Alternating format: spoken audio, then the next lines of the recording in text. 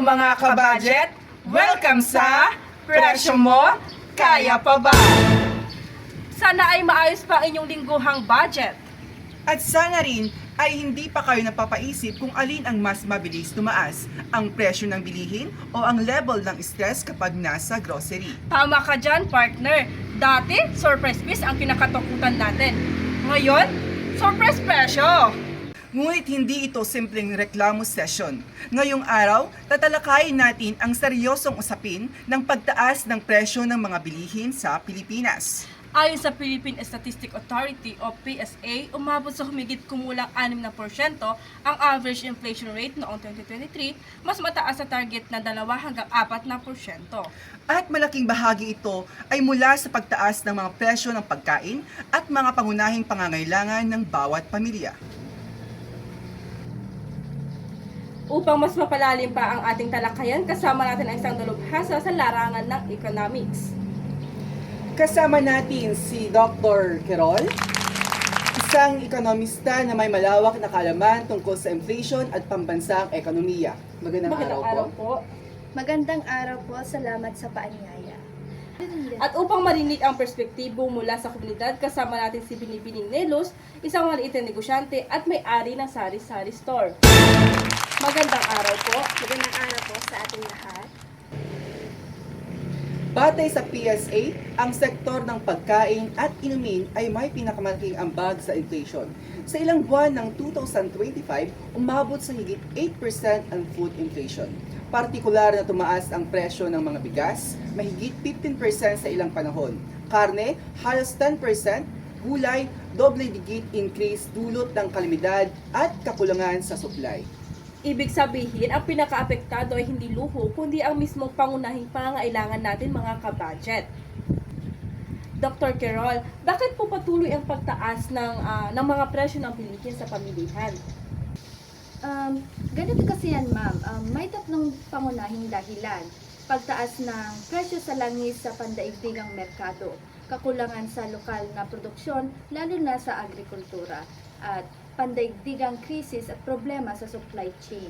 Kapag tumaas ang gastos sa produksyon at transportasyon, pinapasa ito sa consumer. Ibig sabihin, konektado ang lokal na presyo sa galaw ng pandaigdigang ekonomiya. Tama, sir. Binibining ni Luz, paano po ito nakakaapekto sa inyo? Para sa amin, malaki ang epekto nito. Kapag tumaas ang presyo mula sa supplier, tumataas din ang puhunan namin. Halimbawa, ang delata, 25 noon, ngayon ay mas higit na. Kaya kapag hindi kami nagtaas ng presyo, kami ay At kapag nagtaas naman ang presyo, hindi ba nababawasan din ang mga bumibili? Oo, kaya parehong nahihirapan ang mga negosyante at ang mga mamimili. Tama, para mapakahirap naman i-adjust kung ganun. Tama ka dyan. Bagamat wala tayong college student, yes, mahalagang isama sila sa diskurso. Kapag tumataas ang inflation, bumababa ang purchasing power o kakayahan ng pera na makabili ng produkto. Tama ka dyan, partner. Halimbawa, kung ang 150 ang baon ng isang estudyante para sa pamasahe at pagkain, maaring hindi na ito sapat dahil sa pagtaas ng pamasahe at presyo sa karinderya.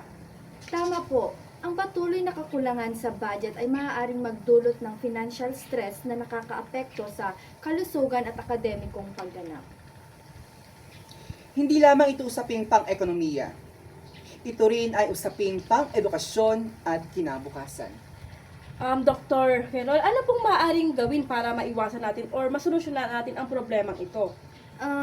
Sa antas ng pamahalaan, ma'am, mas mahigpit na price monitoring at mas malakas na suporta sa lokal na agrikultura. Targeted assistance sa mga pinaka-apektadong sektor. Sa antas ng individual, maayos na pagbabudget, masinop na paggastos, pagiging mulat sa mga programang tulong. Ang pagtaas ng presyo ng bilihin ay hindi lamang estadistika ng papel, hindi lamang ito porsyento sa ulat. Ito ay baong kulang para sa estudyanteng nangarap. Ito ay puhunan na lumiit para sa maliit na negosyante. Ito ay hapagkainan na kailangang pagtipilin ng isang pamilya. Sa bawat pagtaas ng presyo, may pamilyang nag-a-adjust. May estudyanteng nagtitipid, may negosyanteng nangangamba.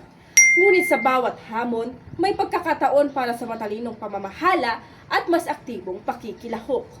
Sapagkat ang ekonomiya ay hindi lamang usapin ng merkado, ito ay usapin ng tao.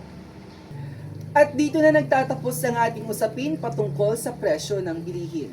Maraming salamat sa ating mga panauhin sa pagbibigay ng kaalaman at pagbabahagi ng karanasan. Maraming salamat, ma'am.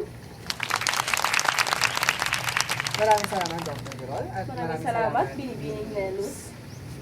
At napakaganda ngayon ng ating talakayan, partner. Oo nga partner, naway hindi lang tayong dalawa ang nabigyang linaw sa usaping ito, kundi pati ang mga kabudget natin at mga manonood. Muli ako nga po pala si Delany D. Versosa, At ako si Ginoong Alvin Adobe. isang paalala na sa likod ng bawat numero, May buhay na naapektuhan. Hanggang sa muling episode ng Presyo Mo, Kaya Pa Ba?